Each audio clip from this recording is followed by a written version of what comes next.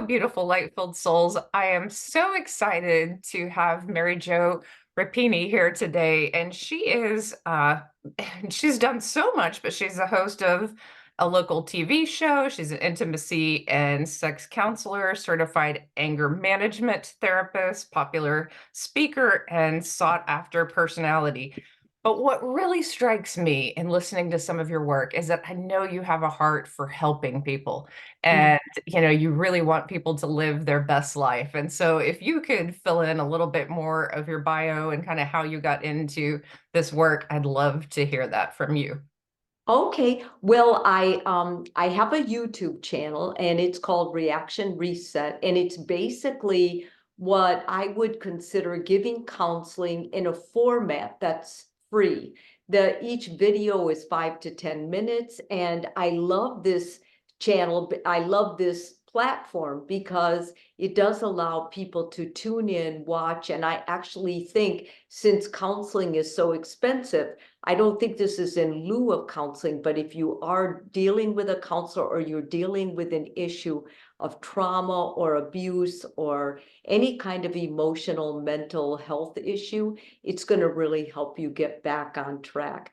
And the other thing I love doing, I have my private practice. I see individual clients via Zoom because I think that's a wonderful way for me to keep regenerating new ideas. My clients teach me things. Hopefully, I'm able to guide them and consult with them and steer them in a direction they need to go, whether it's finding a therapist or dealing with a spouse that they're not getting along with, or possibly ending a relationship, and or grieving the loss of someone. More than anything, I love speaking. I do a lot of talks. I work with one platform called the Elite Standard. It's a group of men who are working to be exceptional husbands, fathers, and partners. And I really find this refreshing because I think there's a lot of talk about how the Gen Zs or the alphas coming up after the Gen Z, so the millennials are lost. And I see that it's not so much they're lost.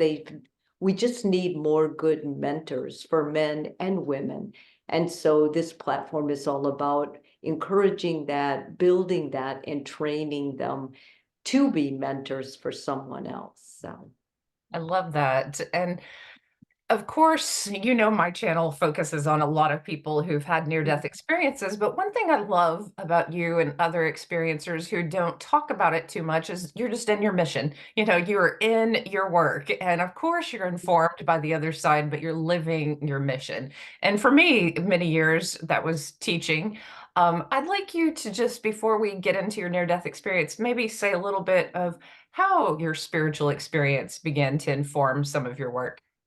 Well, I think that when at the time that I had the aneurysm, Trisha, I wasn't real close to God. In fact, I tell people God is always waiting for us. Like, he doesn't move away from us.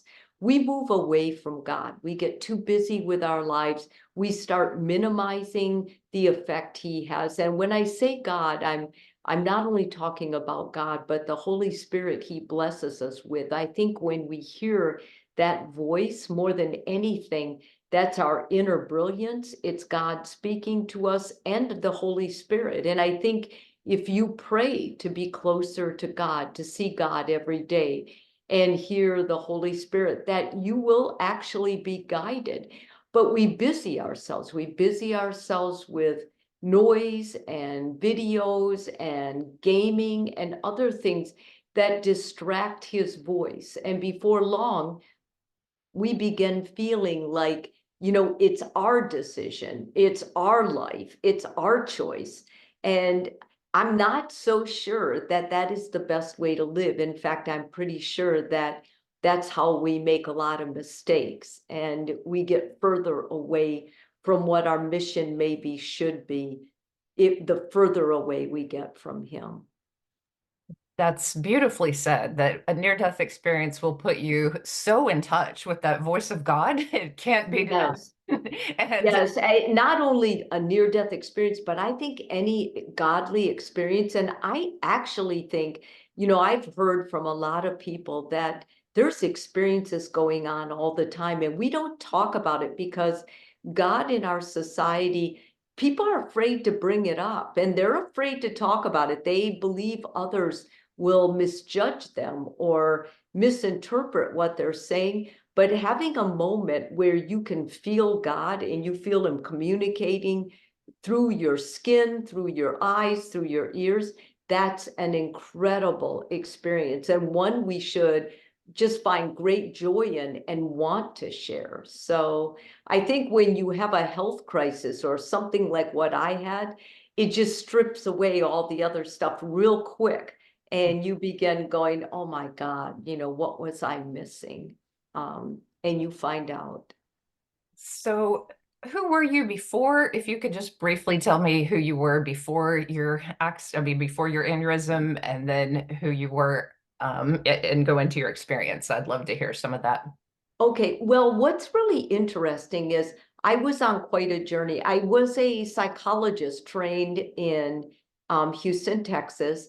And well, I started my training at University of Denver, University of Iowa, and then I finished in University of Houston. And my husband's an academician. So basically I got married young and I was following his career, going to school at every place. So I did undergraduate here, I did graduate work here. And I was very trained I was a nurse before I was a psychologist. And what I liked about becoming a psychologist is the very definition of psychology. A psychotherapist is care of the soul. And I was raised to understand that I had a soul, that I was responsible for my soul, for the growth, enrichment of it. But it was also, one of those things I kind of put on the back burner. I didn't pay a lot of attention to it. And so when I was working in Houston, Texas, and my husband took a job in Lubbock, Texas as chairman there. And I didn't really want to go, but I decided we had two children, that it was his big chance to be a chairman. And then usually he can go to a bigger place after that. So we decided to move our family from Houston to Lubbock. And at that time, I was trained as a sex therapist, an intimacy and sex therapist. And it was very hard for me to find work in Lubbock, Texas. No one So wants to go see a sex therapist there, I can imagine. yeah, well, it's a quite conservative community, and that's not to say it's not important there. It's just to say people are a little bit shy, and I was a new person coming in. And, I had this big anticipation, like, oh my God, I think there's only one other sex therapist here. I'll be able to do really well, but that was not what God had in mind. So I ended up, because I started my own private practice and it was hard to get referrals or do anything. I decided I would work. I was at a Komen support group meeting, and I met an oncologist there. And I told him that I was a psychotherapist and what kind I did, and that I was looking for work. And he said, well, I don't really need a sex therapist for my patients, but I do need a psychotherapist to run groups. So I didn't know anything about oncology or cancer. And so I decided that I would learn, and that would be a good stepping stone for me. And the more I studied, the more I realized that when people have cancer, how they talk to their partner, intimacy and sex is very important. And so I decided I would run this support group. And along with the support group, I decided that I was looking through the paper at that time. I didn't really have full-time work. And I found this volunteer training I could do with hospice. So I thought, well, this will be fantastic because it will help me relate to my cancer patients when they have end-stage cancer. And so I went through that. And the first day there, they asked us to write our obituary. It's something I never imagined would come even an inch from my life. Like basically, my husband was probably going to have to put together my obituary with this aneurysm because, they were telling him I probably wouldn't make it. So anyway, that person at that time, I was pretty skeptical. I was pretty, I was working a lot. I was tired. I was working in pediatric ICU with cancer. And I decided that any God that would make people suffer like this, I didn't really want to be around him. I couldn't understand why this had to be a part of life for parents to see their baby die and just loved ones see somebody they loved perish this way. It cancer was terrible what it did to a person, the treatment, and just every day it took something else out of them. And the more I got jaded like this, the more when patients were dying and they told me that they were having these experiences with angels at night, the more and more skeptical I got. I began thinking it was morphine, it was a hallucinogen, they couldn't possibly be real. But I did meet quite a few kids who told me that angels came and sit on their bed the night before they died, because I would go to see them the next morning or two mornings after, and they would be gone. And so I started, there were all these little things that I started going, how is this possible? And one of the children that told me that was Hindu, and they don't really believe in angels. There would been no reason to say that. And I heard that recount from a teenager who was like a 15-year-old guy, and he made me promise not to tell his friends. And then he explicitly told me what these heavenly bodies look like at night. And Oh, he ended up passing. what did So he it say? was I'm curious. Do you remember how he described the angels? he was well, he was a musician. He himself loved band. And I think that's another thing that I learned about our creator. He can transform into whatever form matches us. Whatever we love in life, he will transform, so he will come that way. He it's incredible. This boy told me that they sang beautifully and they were very warm, and they would come and just sit on his best bed. And I asked him if they scared him, and he goes, no, it's so beautiful. I hope they come tonight. And he told me there were about 5 of them, but all children. And when I say children, I use that loosely because it's from, small through young adults. They describe them pretty much the same, and they always say they're barefoot, but they have long garments on. They have beautiful hair, but they can't really describe what it looks like, which is classic because your eyes and your senses are so different when you're in that space of a near-death experience. I have my own theories about that. I think you go into another dimension that's closer to God. And I think that's why your senses, if you think about it, our bone structure kind of depicts our senses, our eyes, and that we can't see behind our head, but you can when you're having a near-death experience. Oh yeah, I believe time and space breaks down, and that Yeah, we aren't filtering consciousness through these bodies yeah. anymore. And so And color is different. Color and sound are very different. And there's no, we try to use a word for it that is humanly connecting, but you can't really, because I mean, it sounds corny when you say the word. It's too simplified. It's not It's not visionary at all. So tell me about your near-death experience, and I'd love to get to the part of really just being in the afterlife. Yeah, well, the afterlife part was actually quite short. At least it seemed that way. Like you said, time is different. I had Saturday morning, the 19th of April in 2003, I had an aneurysm and it burst at the gym, at Gold's Gym. And basically, I had taken a spinning class, then I was lifting weights and I pushed on one weight and it burst. And I'm a nurse, so when it happened immediately, it was like somebody was jabbing or stabbing my back, like my neck specifically. And so all of a sudden, I couldn't see except for little pinholes out at the side.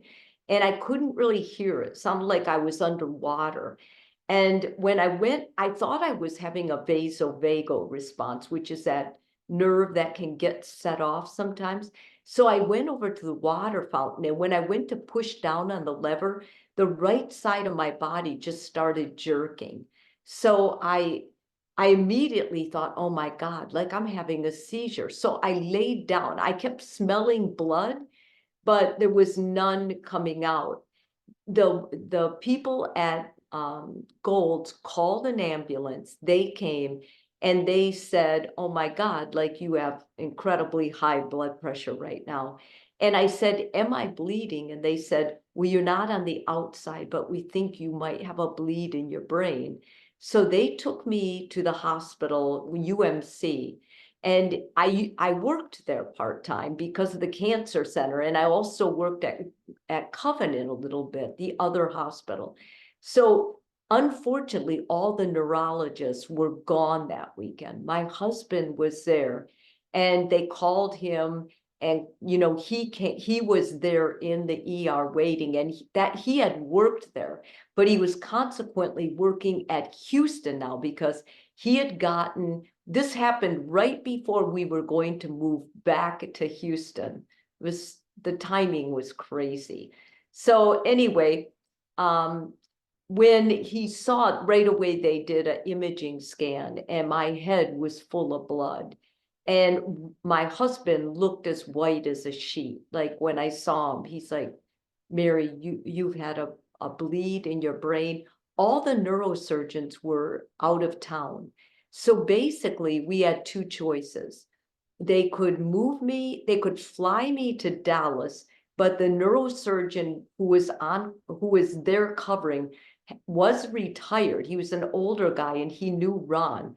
He said, "The problem with that is she may die en route. You can't go with her because of the weight capacity. So basically, we could fly her there. We can see if we can get her in, but you take that chance if she died en route." And he suggested we stay in Lubbock, that they put me in the hospital and try to like drain some of the blood coming out and just basically monitor the vasospasms in my brain and see what happens as it goes. So that's what we did. And basically it's kind of settled down. They put a tube in my head that was draining the brain. And I started kind of feeling better Easter Sunday, except I couldn't move because you had to lie flat. And there was no way I could have walked. I was so weak. So it was like I knew, my husband and I both knew it was invasive. But the neurosurgeons weren't going to come back till the next, like in 3 days. So what's interesting is en route to the hospital, I told God something that many of my patients had told me. They said that when you tell God that his will be done, not yours, that he will take it from there. So the ambulance ride hurt so bad because of my head. Like I felt every bump on that road in Lubbock, Texas, Indiana Street to the hospital. And I prayed the prayer. I said, Lord, you've given me a good life, and I can't handle this. I need you, and your will be done. If it's my time, I just want to tell you, I am so grateful. You've given me far more than I could have ever expected from a merciful God. And I will tell you, after I said that, I I had a complete, I cannot tell you, I just had not one fear or worry. In fact, it was such a personality change that my husband told me I was scaring him because I acted like I didn't care. I just I just said, I was just saying whatever God wills, I'm good with. I just let go. And that really was so healing. So I stayed in the hospital, friends came to visit. The second day, which would have been, so I got through Easter Sunday, and then Monday, like I had friends come, but they were telling Ron that I looked really green. And Monday night, it was pretty clear that I was really sick. They woke me up about 2 a.m. because my O2 had dropped, and they told, and I was kind of startled, and I said something like, are you okay, to the nurse? And she said, I am, but you're not, honey. And we're going to take you down to the ICU, and I've called your husband um, because we think you're septic. So they took me down to the ICU, and by then, two of the neurosurgeons were back in town. So basically, I guess they located where the bleed was. They had done angiograms, two of them, in another hospital across the street, but they only had the pediatric radiologist, and there was so much blood, they couldn't tell anything. It was just like a mass of blood. So with this time, they were able to locate it. And they told my husband, listen, this is not going to clear out. There's more and more pressure on the brain. And we're nervous that we're going to lose her. So they were asking Ron to fill out this form. And it was very early in the morning. And Ron said to me, he's sitting next to me. And then so it probably was around 4 or 5 a.m. I mean, none of that mattered to me, honestly. So all of a sudden, I see this small light in the upper right-hand corner. And I worked in ORs, ERs, labor and delivery, and everything. I've never seen a light like this. It stands out. People say, well, describe it. I can't describe it because it's kind of a light, but it just, it. And I looked up there and I thought, is that the light that my patients had told me about? And then I thought, it's so little, like I'm not impressed. So you're able to cognitively think, which is very odd. And then all of a sudden, the light got larger and I was in it. And I was able to see Ron as I think I went up. I was able to see Ron, and I saw all kinds of medical people around him. I was able to see their shoes, where they were, and Ron had that paper and pen looking at that form, and he had tears in his eyes. And I wasn't worried at all. Like I never thought once, oh my God, I gotta go back, and I have two children that I love. And I'm telling you, I did not think about it. So did you feel love at that point too? Oh my God, just Great such peace. incredible love. And right away, um, right away I was being held. And I can't describe God, but like his voice just comes in your whole body. You don't hear with your ears, you hear with your whole body. And and the light in there was so incredible, so beautiful. And the love was so extensive. There's nothing like it here. People talk about feeling unconditional love. Nobody on earth feels this kind of love, I don't think. And I And think it's deeply healing. Do you feel like that part of that would healed something in you? oh, for sure. It healed many things. It also gave me a huge responsibility. More than anything, it gave me a mission. God called me by my name and he said, it's not your time. And I was so upset. And I said, why not? And I told him everything I had done that was good. And he said, well, let me ask you one thing. Have you ever loved another person the way you've been loved here? And I said, no, it's impossible. I'm a human. And he said, um, you can do better. And he hugged me close, and then I was back on that bed. And that's the And and then Ron went through Mary. They told me you might never walk. You might not be able to run again because I'm a big runner. And he said, and you might not be able to do counseling or thinking.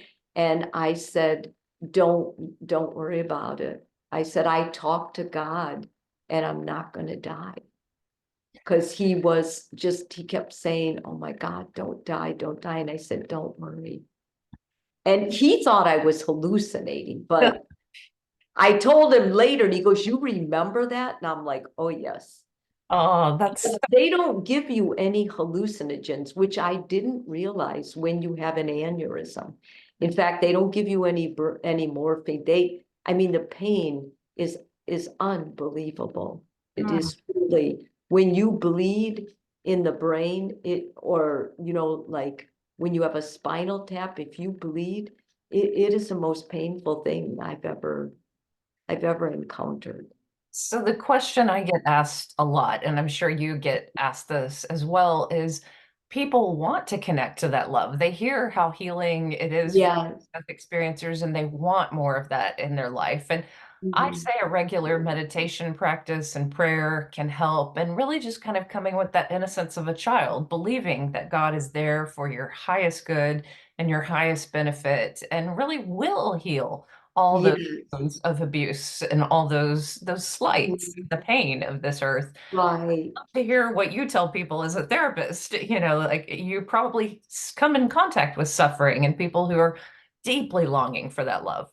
Right. And I have to be careful in one sense because therapists cannot be biased.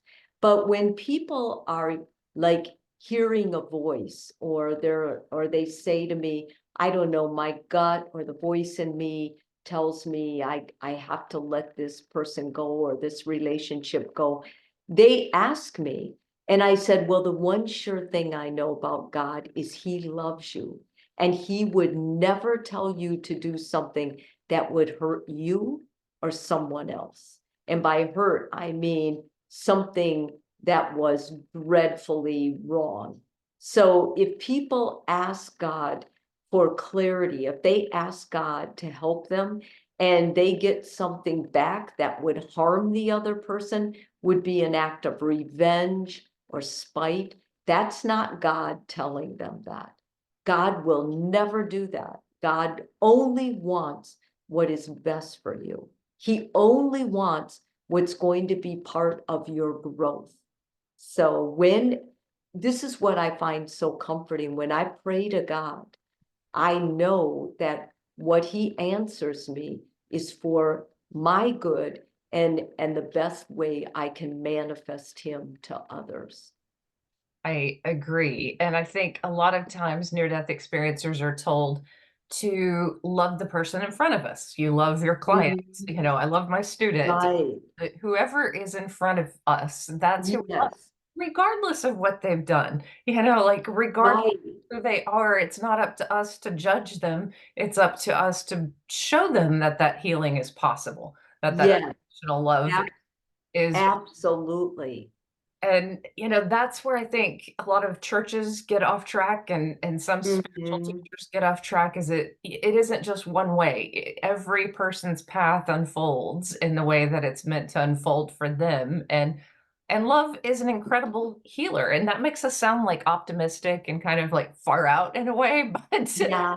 I wonder if you can break this down in like a real world way for people, that this love, it actually benefits people in real ways, and it's important. Right. Well, the people I see mostly, Trisha, are people that are trying to feel love, but they're broken in their ability to love themselves also. Like the most important relationship you'll ever have is the one you have with yourself, because that relationship determines every other relationship. So if you bring God into your ability to love yourself, there may be things about you don't love, but you can love God, and God loves those things. God loves all those things about you. He even loves your brokenness. If you can learn to accept that and then go on that premise, then forward, it's easier to see a small child or someone, telling their parent something and their parent is responding with a hug, to start loving moments like that. Before you can love another person, you have to believe that you're lovable, and you are. It's a one thing you have assurance of. You don't have assurance from the Bible that you're going to be happy.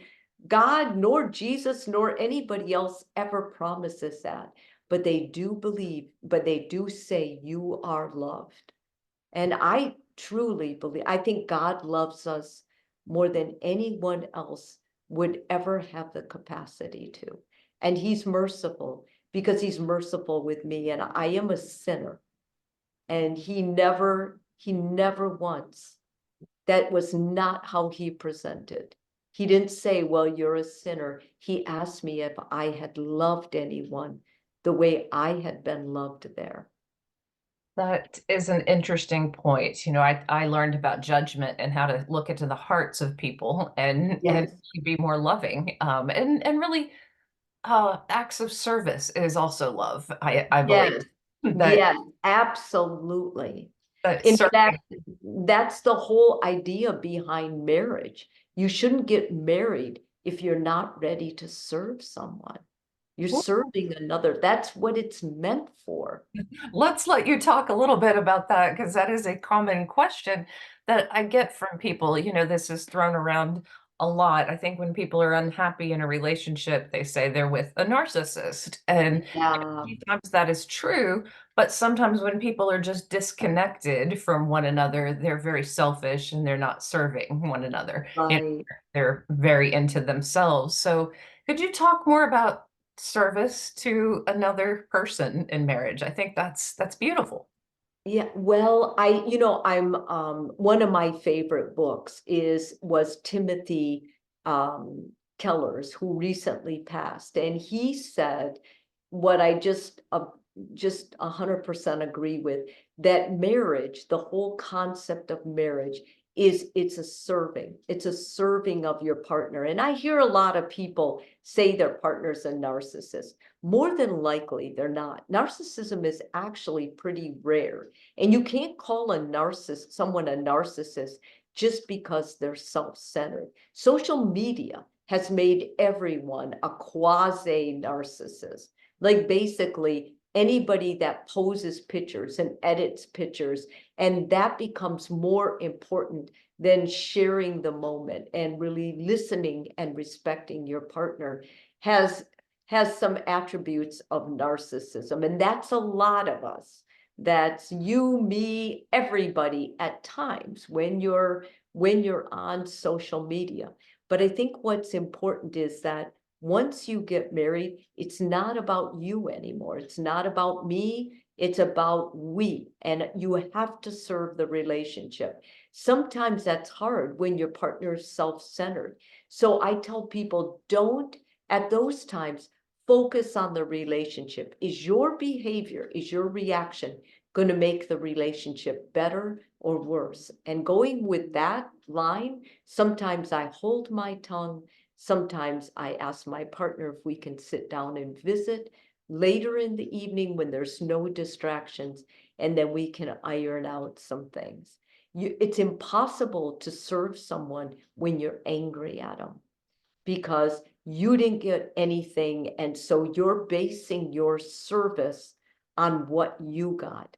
That's conditional love. That's taking you further away from God's will and further away from your partner and the real reason you got married in the beginning.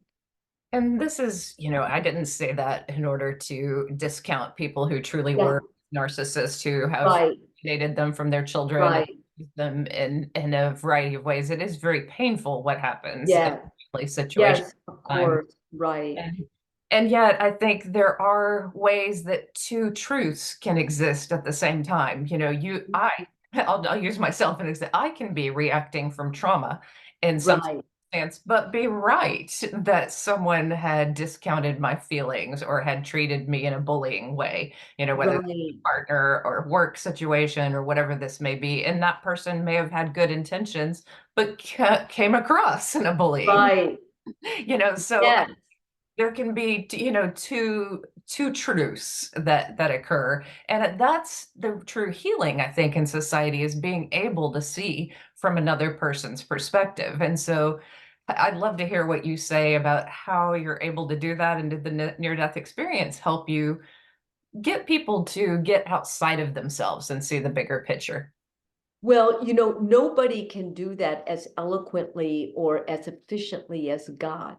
And so what I strive to do is to get people to connect, to talk to God every day. Because if I can do that, then I don't have to worry. If they're talking to God, God's going to be present in their life. He's going to help them change. I can counsel people and try to get them to pick up their socks so their partner doesn't leave them. But that can go on years, years and years and years. 2 minutes with God changed my life completely. And he's just waiting. He's waiting for people to talk to him. He's waiting for people to praise him, to thank him, and to talk to him. He wants to know that you are aware that there's something bigger running the world. And I think a true sign of narcissism or vanity is to think that there is no God. I'm not sure how anyone would ever do that. I think they were extremely hurt or disappointed in their family of origin. Yeah, I think that could be one way that people become agnostic, or Yeah. it certainly was for me, that I was very disappointed in my family and Mhm. circumstances that happened, and Yes. I found so much healing on that other side, and it sounds Mhm. like you did as well. My next question, though, is I work with young people, a lot of Gen Uh, Z, and uh, they are terrified of opening up to one another at times. They don't even know how, with the setback with the pandemic, and, just basic openness and getting to yes. know other and slowing down that process, taking it one step at a time, and Mhm. really connecting with people. Can you give tips to younger people and other people who've just been isolated due to trauma and know that they need to get out and connect more? Well, I like the idea of finding a project or a volunteer, some kind of a volunteer group, or looking at the churches and seeing if they offer something. If you don't belong to a church, that's okay. Look at several within your community that you could possibly connect with. I also think it's important that with Gen Z, you've always been on a screen. So if you can just entertain the idea that as nervous as you are, or frightened or resistant to connecting with others, other people are the same way. So when you have two sides that neither is brave enough to connect, no connection will ever happen. So actually reaching out, being the first to being aware and notice someone takes a lot of bravery. So you can challenge yourself every day. Am I going to be brave enough to reach out to one organization or one person, or, one stranger, and just smile? Just let them know I see them. That's a step. That's a very important step. You're giving yourself permission, and you're encouraging yourself to be brave, because it isn't going to just happen. You can't rely on your parents to do it. You can, but it won't give you the confidence at doing it on your own will. Yeah, that's a good point. And I do, my group of people that tune in are not always religious, but as a near-death experiencer, Unity Church was a place that had great Mhm. meditations, and there's a lot of organizations that are spiritual, helping parents heal. If you've gone through, Yes. it was an amazing organization that really it does take some effort to get involved, but and even in small towns, there are great ways to get involved and be in that flow of life and be in that flow of joy. Mhm. I also, Habitat for Humanity is one of my favorites, because you're doing something. You're doing something for the good of others, and that action starts changing how you feel about, about other things. And one of those things is connection, community and connection. And I've always been under the belief that, religion is on a scale. It's on a broad scale, and you don't have to be religious to belong or to frequent a church. It's a way to begin thinking about a relationship with your creator. That's all. It's not saying you're religious or you're a 100% believer.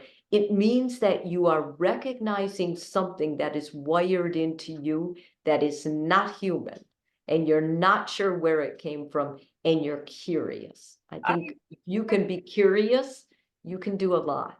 and I always tell people too, as a near-death experiencer, when it came to religion, I could frequent churches as long as I felt a lot of love. Right. There's some churches that the minister may have too much judgment for me, but Yep. some churches that really are centered in service and love. And Mhm. you know, I I I think that that energy, wherever you find that good energy, whether Yes. it's not for humanity or helping, and Mhm. giving, like Yes. food bank or whatever that may be, that Mhm. there's energy of love and service together. It's healing, and it's healing Yes. you when you're in motion. Yep. I So agree. I have another question for you as a sex therapist. For those listeners who are in a relationship, and those who simply want to be, and want to open up more, what are some tips for adding or being in touch with your spirit as you get into a relationship? And then what are some tips for cultivating a deeper emotional spiritual connection in a relationship where there might be pain, or, people may be disconnected from one another? Those are really broad questions. I will say this. I think the most important thing you can do in a romantic relationship with another person is to delay sex as long as you can. Sex without relationship, or recreational sex, will leave you feeling so empty. And once sex is introduced into the relationship, it stifles the depth. So it's like if you're planting a tree, you want to do everything you can so the roots grow long and deep. You don't want it to spread superficially because it's weaker. It can't endure the winds or the troubles in your life or the struggles. So by delaying sex, you offer your relationship an opportunity to grow deeper in friendship. If it's someone that you're really serious or you get dating and you think, I really like this person, have that talk with them and talk about sexuality and tell them that it's important for you to bring in your spirituality, your love, but you want to develop the friendship because you respect them so much that you don't want it to turn into something recreational or one night. You want this to last because people know, we found out that no matter how young you are, you know when it's someone that you can really connect with. And I think respecting that and honoring that is really important. I actually wrote about that in my book. Uh-huh. I had my near-death experience at a young Yeah. age because my body changed. I had steel Mhm. rods in my back. I delayed that and got to know, someone for a long time, lots of Mhm. conversation, and it became a really good relationship. And I put that in the book to show students that it's possible. You can really talk with someone for a long Yes. time, it Yes. can kiss and it can make it so much more meaningful. And yeah, so Absolutely. I believe that. But then what about people who are already together, coupled, or whether they're living together or married, and hurt has built up, and that happens, like there has to be a rejuvenation or a deeper forgiveness, or we're on the same emotional page again or on the same spiritual page again. Sometimes near-death experiencers, like change too, Right. the divorce rate with that. Yes. But Yes. so people who've awakened, like and not Yes. near death experience feel different, from their spouse. Right. How do you reconnect spiritually and we'll break it apart emotionally, when there's hurt that's built up. What's the healing there? And then what's the healing for spiritual disconnect? Well, I think both of them take a long time. I'm a big believer in therapy. I think if you're going to heal a relationship, what you have to do first is own your part of the brokenness and then work on that. Too many couples try to go to joint therapy, and it takes a good therapist to point out, I think this is your area. What you're telling me is this is your responsibility and this is yours. You cannot heal something that is not acknowledged. And so I usually will say, I think it's important that you both get your own therapist first, work on that, and then you can see after you heal those wounds, if it's possible this relationship can rejoin. And I'm a big believer in couples praying together, even if they're not together anymore, that they still pray for the relationship if it's something they're trying to work on, that they pray for insight into the relationship so that, and they pray for grace. I've seen a lot of relationships turn around when God is invited in to make moves and to change things. But it takes an enlightened couple. It takes a couple who has faith and says, you know what, we've tried everything else. We're going to start trying this. Yeah, that God, their higher selves, can step Yeah, in, they can those yeah, and do what they can't do, right. that they're capable of Absolutely. change. And Mm, self-compassion too. That's one thing I've learned since my near-death experience. yeah, Like, offer compassion for the things you didn't know at some point. right. Like we're all learning. That's right. Forgiveness. I just did a video on the importance of learning how to forgive yourself, writing yourself an apology, and owning up to what you did, feeling that remorse, but then being able to forgive yourself. You made a mistake. Everybody makes mistakes. Everybody. And we make numerous ones. You forgive others, it's time you forgive yourself. So you don't lock yourself into this self-pitying or just being angry and bitter and beating yourself up with harsh words and criticism. Mm. Well, I love this. My last question to you is just this. If you could take one of those moments with God and just give this as a message to humanity, one thing you learned from God during your near-death experience, what is the most important thing you learned over there?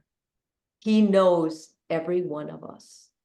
And when he puts a soul on earth, no matter what vessel he puts it in, he it is his. It is his. And he is going to watch out for it. However our life ends, he has us. And I just take such comfort in this. He knows us. There was no doubt that I was with my source. There was no doubt that he knew me.